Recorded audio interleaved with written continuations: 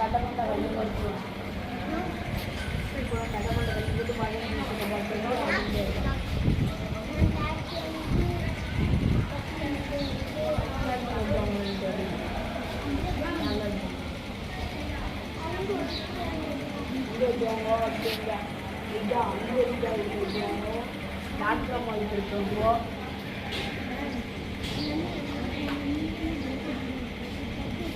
ஐசா வந்து முக்கார் ஐசா வச்சுருக்கேன்.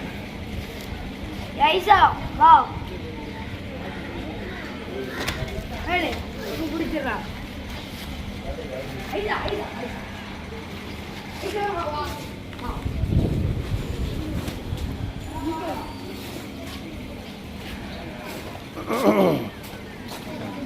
Assalamualaikum.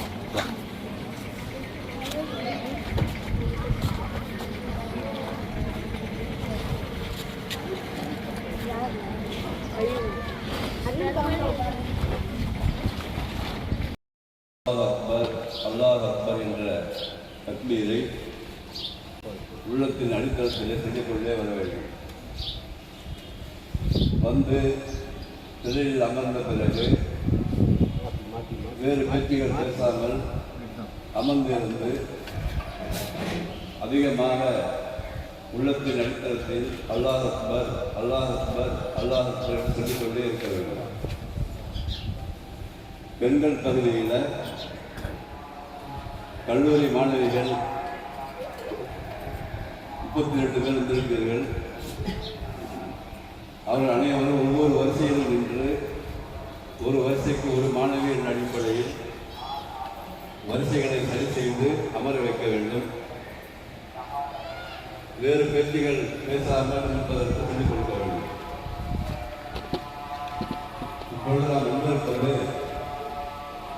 அல்லாஹ்வை பற்றி நினைப்பதற்காகவும் அல்லாஹ்வுக்கு நன்றி செலுத்துவதற்காக வந்திருக்கிறோம் என்பதை புரிந்து கொண்டு ஆங்காங்கே நின்று கொண்டு பேசிக் கொண்டிருக்கக்கூடிய சகோதரர்கள் சகோதரி அனைவரும் உங்களுக்காக ஏற்பாடு செய்யப்பட்டிருக்கிற விரிப்பில் அமர்ந்து தக்பீர் என்று சொல்லக்கூடிய அல்லாஹ் அக்பர் அல்லாஹ் அக்பர் அல்லாஹ் அக்பர் என்ற தக்பீரை சொல்லிக் கொண்டே அமர வேண்டும். துஆ செய்து கொண்டே வேண்டும். அது ரொம்ப வேண்டாம். அதற்கு பிறகு தொழுகை ஆரம்பிக்கின்ற நேரத்தை நிற்கும் போது இதுதான் கரெக்ட். நிற்கும் போது இல்லை, ஃபுல்லாக தெரியாது, ஃபுல்லாக போகலாம். இன்னும் அங்கே பாருங்களா, அங்கே தெரியுங்க. நிற்கும் போது அங்கேருந்து தெரியும். சரி, என்ன இருக்குல்ல, மேலே வாங்க, மேலே வாங்க.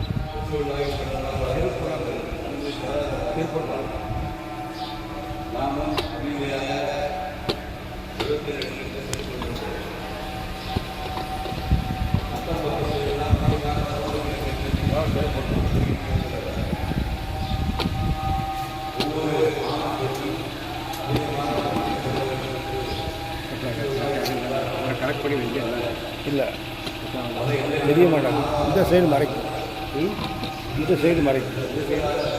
ஆ இந்த சைடு வச்சு அங்கே தெரிவிக்கலாம். இந்த சைடு வச்சு அங்கே தெரிவிக்கலாம்.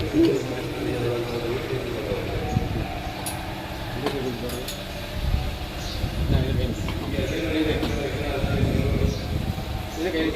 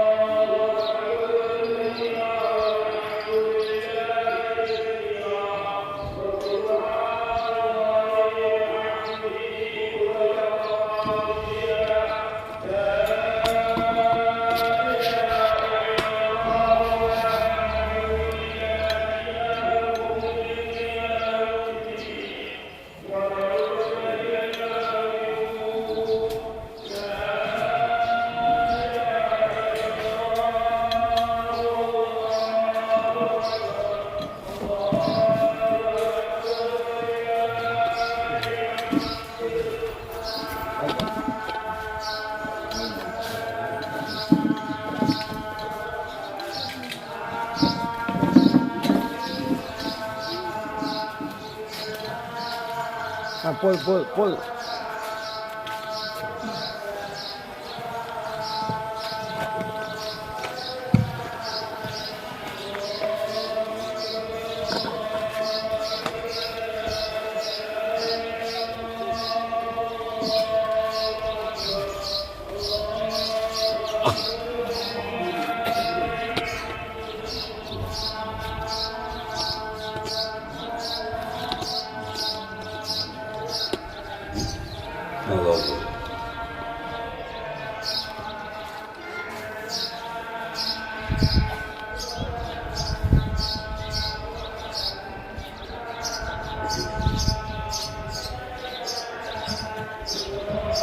الله أكبر الله أكبر الله أكبر إن الحمد لله نحمده ونستعينه ونستغفره ونؤمن به ونتوكل عليه ونعوذ بالله من شرور أنفسنا ومن سيئات أعمالنا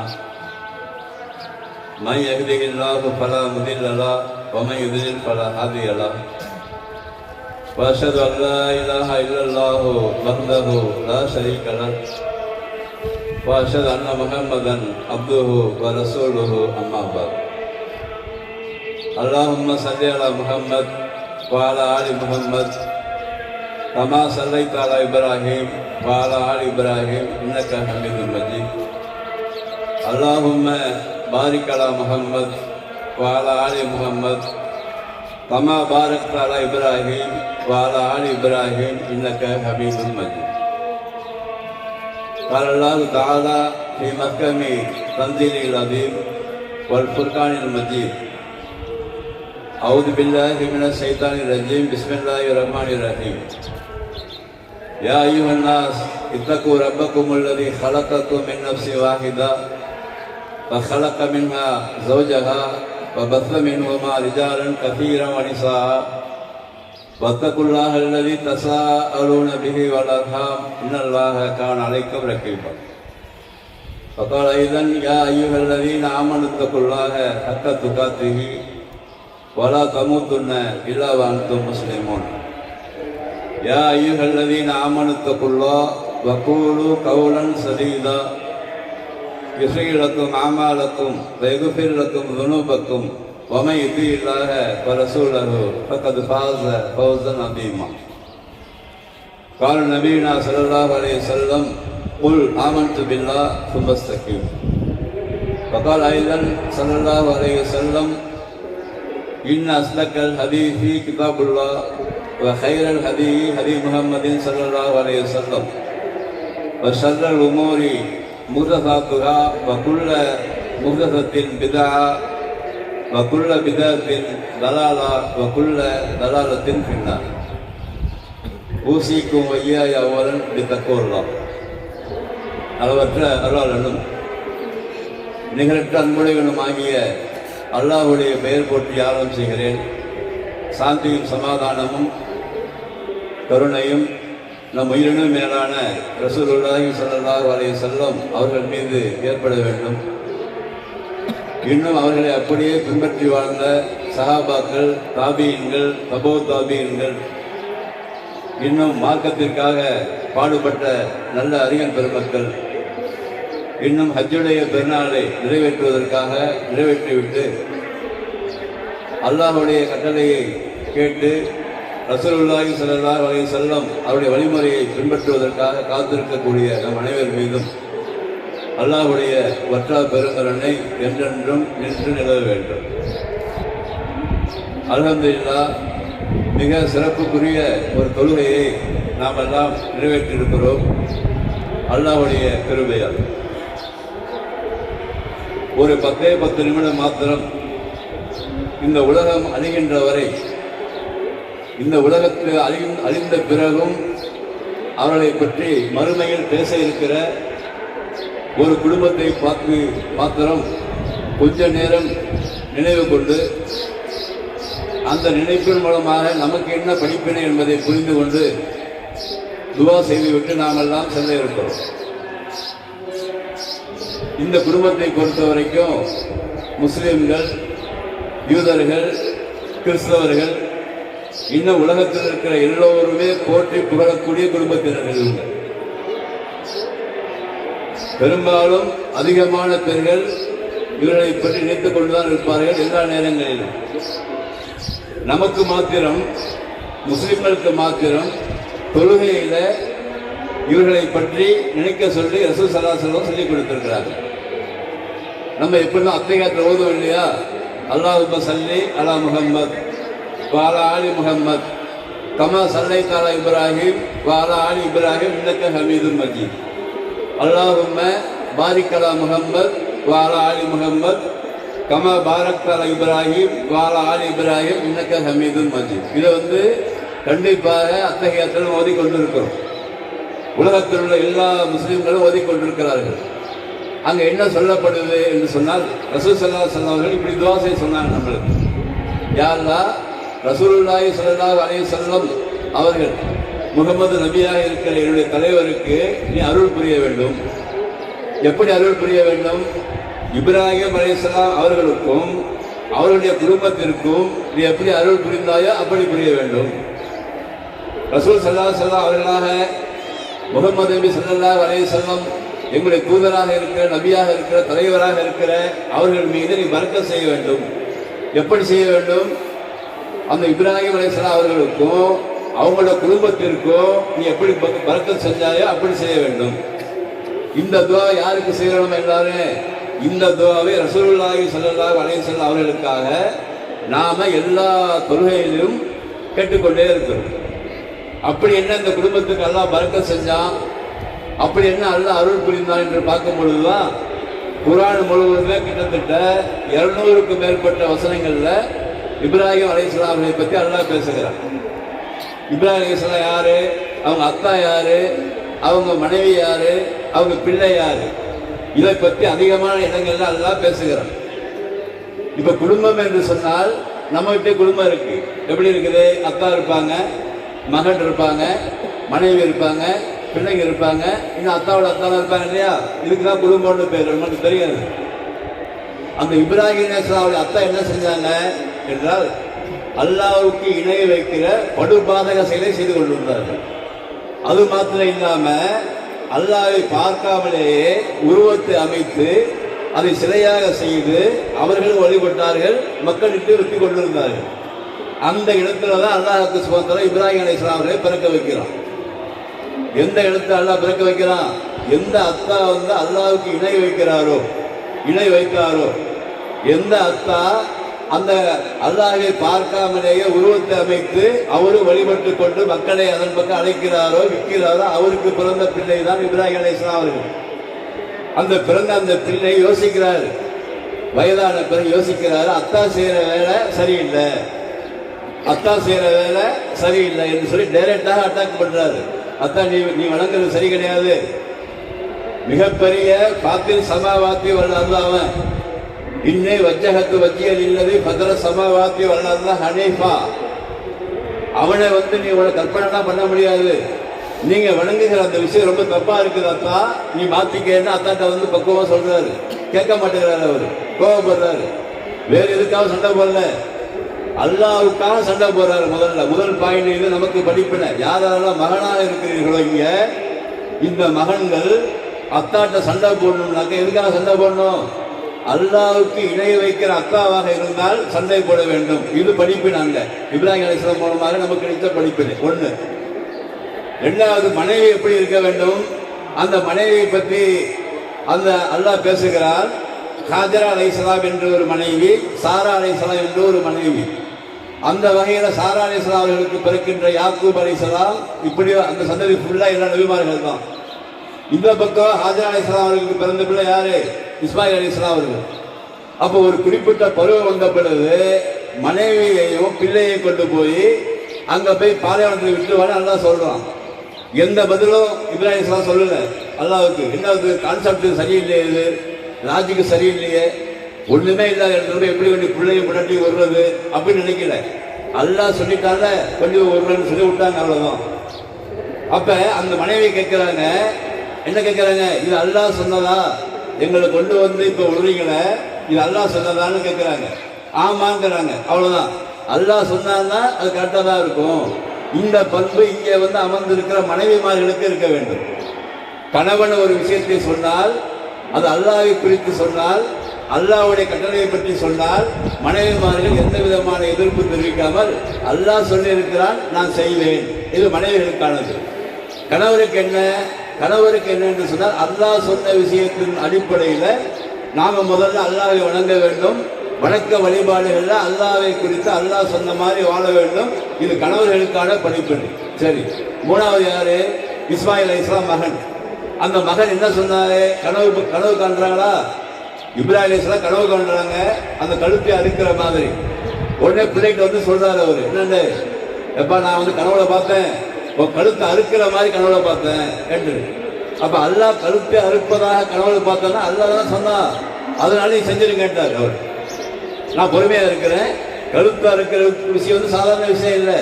ஆனால் அல்லாஹ் சொல்லிவிட்டார் என்று சொன்னால் நான் கேட்பேன் என்று சொல்லி பிள்ளைகள் இருக்க வேண்டும்.